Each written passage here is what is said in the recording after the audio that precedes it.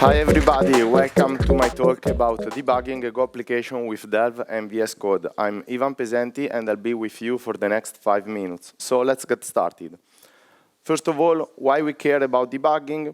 To detect and fix bugs and regressions, to get a better knowledge of the code base, and to inspect variable values or complex objects that we might have in our stack trace. What we can debug? We can debug a lot of code, such as unit tests, integration tests, CLI apps, microservices-based app, benchmarks, or any piece of code in your mind.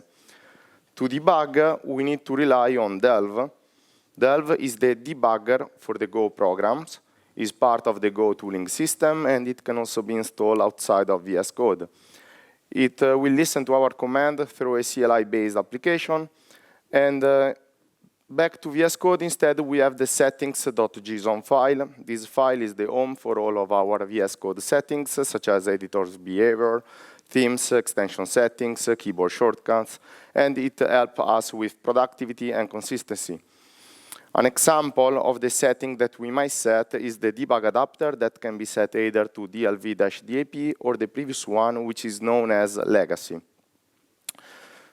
Conversely, we have also the launch.json file, which is a JSON file that allows us to specify a specific configuration to step through a specific portion of the code, and it is accessible through the Run View menu, and it holds different configurations for each of our use cases. An example of it is the launch package. So when we care about debugging a specific portion of our code, we can set a bunch of settings like the profile on the right, and then we are good to go. Another example is for debugging a unit test. In this way, we can rely on a profile like the one presented on the left, where we can specify a couple of flags, such as -v for verbose, -run to specify the specific test to run within the suite of tests that we have. Another example is in integration test. Let's start by the source code. So the source code simply adds an item in a database by enforcing to check constraints.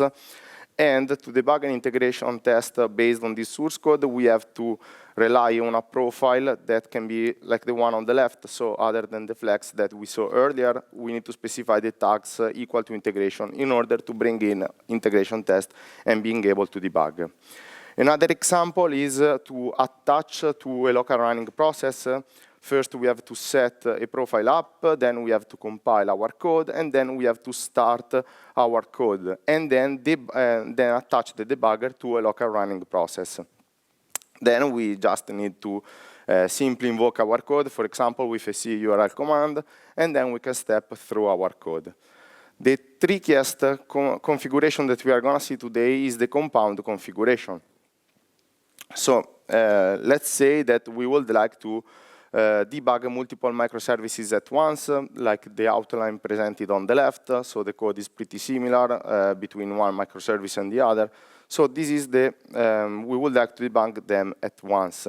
So to do it, we have to specify the specific profile, like the profile on the right, and then the last part of it, we have the compounds, where we can list all of the microservices there in order to bring them up at once. Then we are provided with a little drop-down to select between the microservice that we care about, and in the debug console, we can see the relevant logs. Another example is debugging a program that accepts the user input provided by the terminal. So here we have to set in the profile the attribute console to integrated terminal. Then we can run the application and provide whatever value we need to our software. Global package variables are hidden by default, but we can make them visible by setting show global variables to true. And then we are good to go, and we can see them listed in the debug view. Lastly, let's suppose that we would like to evaluate a function invocation directly in our console. We just need to prepend the function identifiers plus its arguments with the keyword call. And then we can do as many calls as we want in our debug console. So that's it. So that's a QR code for a GitHub repo I used to craft this presentation. And on the right, there are my socials. So feel free to add me and see you around. Thank you.